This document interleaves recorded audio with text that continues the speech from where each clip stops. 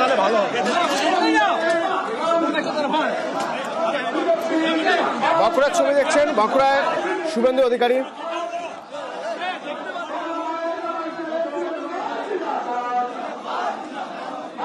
বাঁকুড়া সাংগঠনিক জেলা বিজেপির আহ্বানে কন্যা সুরক্ষা যাত্রা। বাঁকুড়ার হিন্দু হাই স্কুল মাঠ থেকে পদযাত্রায় রাজ্যের বিরোধী দলনেতা শুভেন্দু অধিকারী।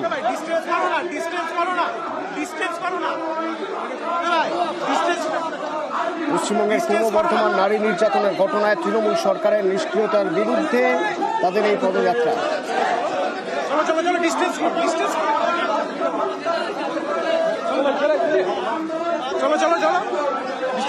বাংলার কন্যাদের সম্মান নিরাপত্তার দাবি করছেন তারা এই পদযাত্রায়। এবং এরপর জনসভায় অংশ নেবেন রাজ্যের বিরোধী দলনেতা শুভেন্দু অধিকারী।